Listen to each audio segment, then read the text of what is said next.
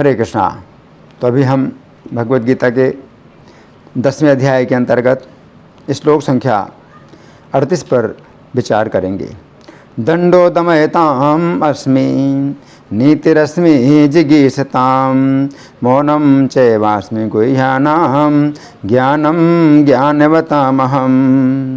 तो यहाँ पर भगवान कह रहे हैं कि दमन करने वालों में जो दंड है, देने की शक्ति है, तो वो मेरी विभूति है। नीति रश्मि जिगीषताम, और जो विजय की इच्छा करते हैं तो उनके अंदर जो नीति है तो वो श्री कृष्ण की विभूति है। मौनम चैवास्मि गुह्यानाम, और जितने प्रकार के रहस्य होते हैं उनमें जो मौन है तो ये जो है श्री कृष्ण की विभूति है। और ज्ञानम ज्ञानवतामहम, और ज्ञानियों में जो ज्ञान होता है तो वो श्री कृष्ण की विभूति है। अब हम सुनेंगे प्रभुपाद तात्पर्य में क्या लिखते हैं। श्रील प्रभुपाद की जय। वैसे तो दमन के अनेक साधन हैं, किंतु इनमें सबसे महत्वपूर्ण है दुष्टों का नाश। जब दुष्टों को दंडित किया जाता है तो दंड देने वाला श्री कृष्ण स्वरूप होता है। किसी भी क्षेत्र में विजय की आकांक्षा करने वाले में नीति की ही विजय होती है। सुनने, सोचने तथा ध्यान करने की गोपनीय क्रियाओं में मौन धारण ही सबसे महत्वपूर्ण है, क्योंकि मौन रहने से जल्दी उन्नति मिलती है। ज्ञानी व्यक्ति वो है जो पदार्थ तथा आत्मा में भगवान की परा तथा अपरा शक्तियों में भेद कर सके। ऐसा ज्ञान साक्षात श्री कृष्ण है। तो प्रभुपाद का तात्पर्य यहाँ समाप्त हुआ। अब हम सुनेंगे श्री भगवान ने कहा में इस श्लोक की कैसी व्याख्या हुई है। पिछले श्लोक तक श्री कृष्ण ने कुल मिलाकर अपनी 77 विभूतियों का वर्णन किया है। अब अर्जुन के मन में प्रश्न उठा कि पिछले श्लोक में श्री कृष्ण ने बलदेव जी को तथा स्वयं अर्जुन को भी अपनी विभूति बताया था। इसका अर्थ है कि श्री कृष्ण स्वयं भी दुष्टों को दंड देते हैं तथा बलदेव जी और स्वयं अर्जुन से भी दुष्टों को दंड दिलवाते हैं। इससे पता चलता है कि दंड भी श्री कृष्ण की विभूति है, परंतु यह किस विषय में श्री कृष्ण की विभूति है। अंतर्यामी होने के कारण श्री कृष्ण अर्जुन के प्रश्न को समझ गए। अतः उन्होंने इस श्लोक में बताया है कि अराजकता को दमन करने वाले समस्त साधनों में दंड श्री कृष्ण की विभूति है। इस श्लोक में श्री कृष्ण की 4 अत्यंत महत्वपूर्ण विभूतियों का वर्णन हुआ है, जिनकी हम क्रम पूर्वक चर्चा करेंगे।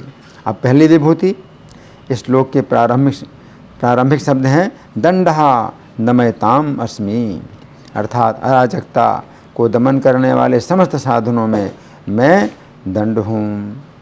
यहाँ पर श्री कृष्ण कह रहे हैं कि दुष्टों का दमन करने के जितने उपाय हैं उनमें से दंड श्री कृष्ण की विभूति है। कई लोग भावुकतावश ये कहा करते हैं कि हमें लोगों का हृदय परिवर्तन अपने अच्छे व्यवहार से करना चाहिए। यदि हम सदा अच्छा व्यवहार करें तो दुष्टों का हृदय परिवर्तन हो जाएगा, परंतु व्यवहार में ऐसा नहीं होता है। यदि हम दुर्योधन के व्यवहार पर विचार करें तो पता चलता है कि पांडवों ने इन कौरवों के द्वारा किए हुए कितने अन्याय सहन किए, परंतु दंड के बिना ये लोग नहीं सुधर सकते हैं।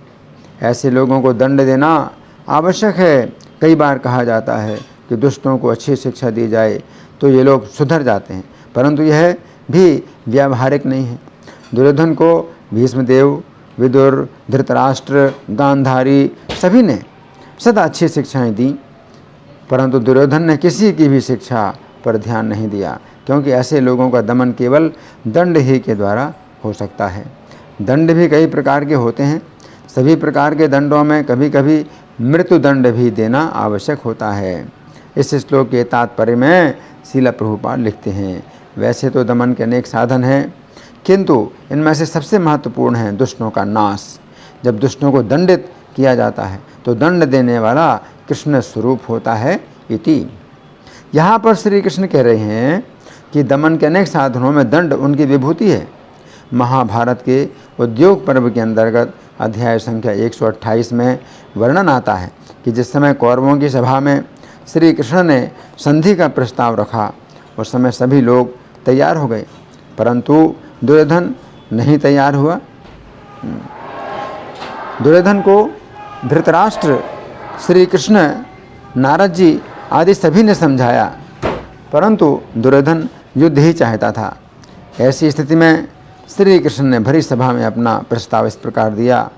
कुरुकुल के बड़े बूढ़े लोगों का ये बहुत बड़ा अन्याय है कि आप लोग इस मूर्ख दुर्योधन को राजा के पद पर बैठाकर अब इसका बलपूर्वक नियंत्रण नहीं कर रहे हैं।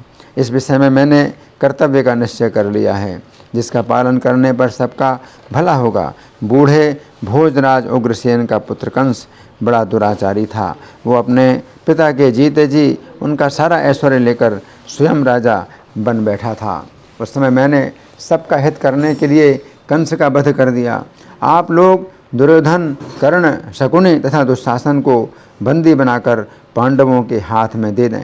राजन, आप दुर्योधन को कैद करके पांडवों से संधि कर लें। ऐसा न हो कि आपके कारण समस्त क्षत्रियों का विनाश हो जाए। इति।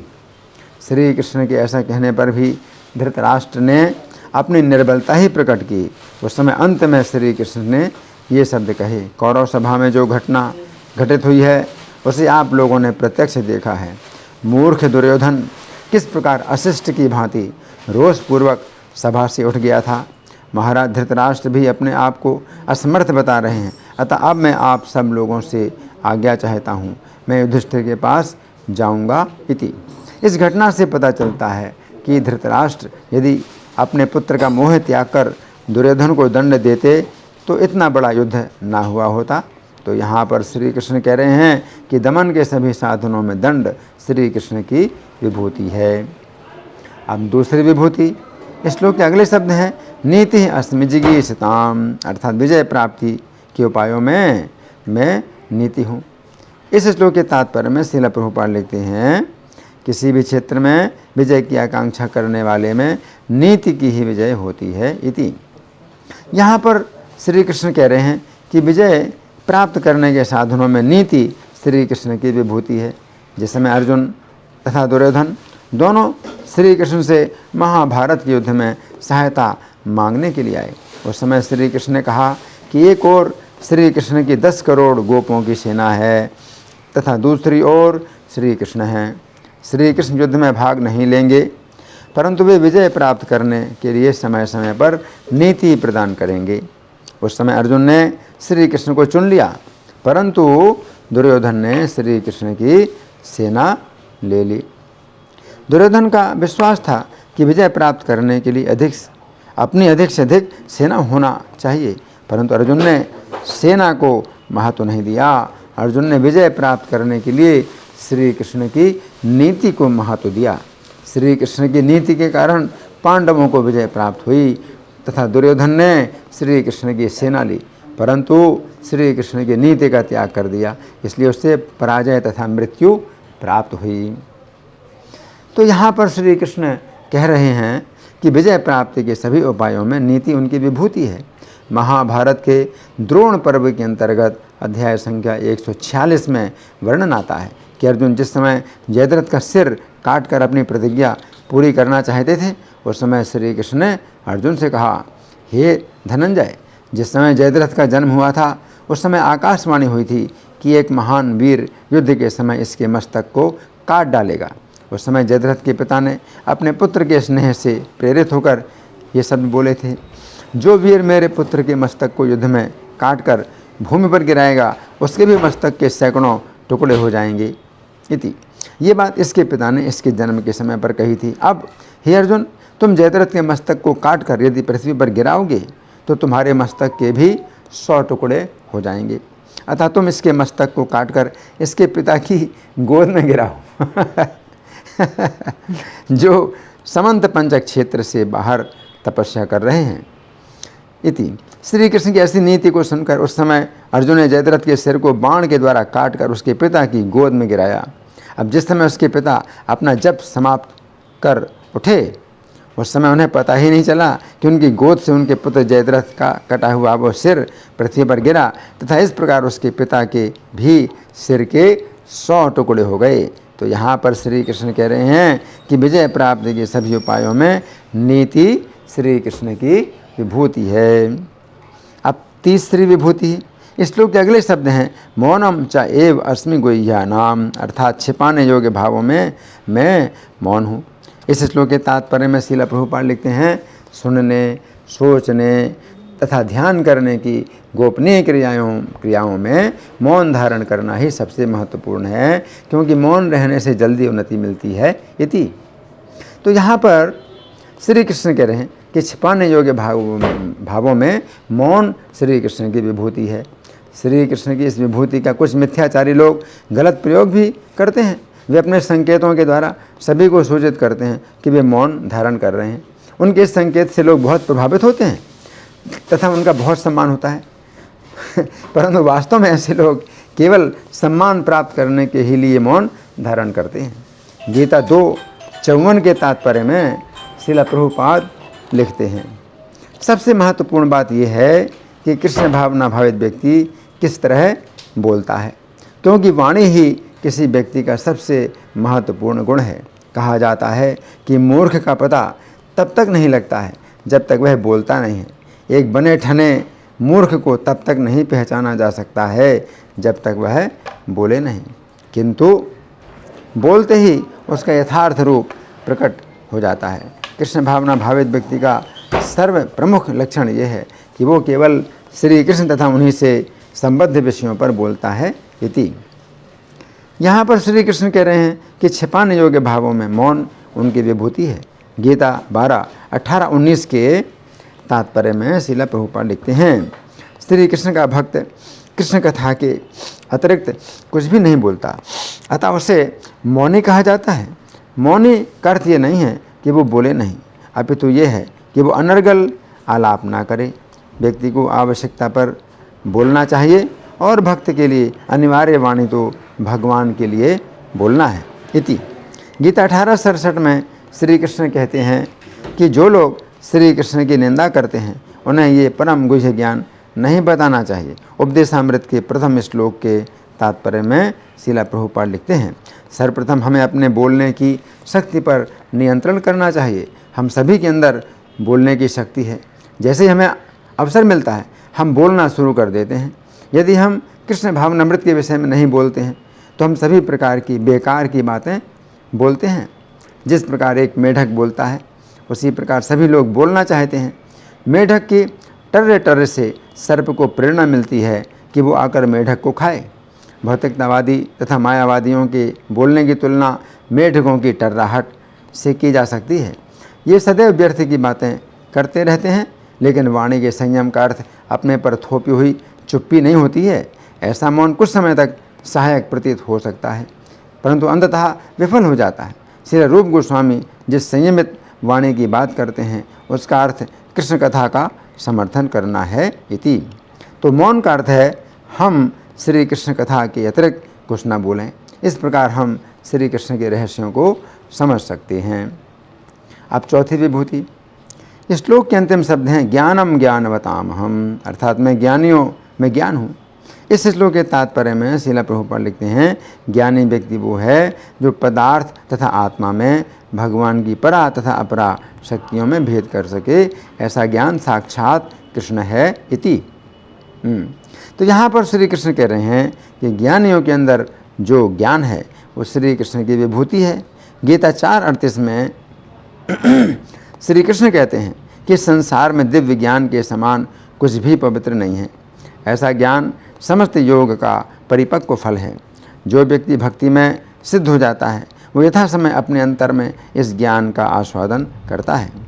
उक्त श्लोक के तात्पर्य में श्रील प्रभुपाद लिखते हैं जब हम दिव्य ज्ञान की बात करते हैं तो हमारा प्रयोजन आध्यात्मिक ज्ञान से होता है। निस्संदेह दिव्य ज्ञान के समान कुछ भी पवित्र नहीं है। अज्ञान ही हमारे बंधन का कारण है और ज्ञान हमारी मुक्ति का। ये ज्ञान भक्ति का परिपक्व फल है। जब कोई दिव्य ज्ञान की अवस्था प्राप्त कर लेता है तो उसे अन्यत्र शांति खोजने की आवश्यकता नहीं रहती, क्योंकि वह मन ही मन शांति का आनंद लेता रहता है। दूसरे शब्दों में ज्ञान तथा शांति का पर्यवसान कृष्ण भावनामृत में होता है।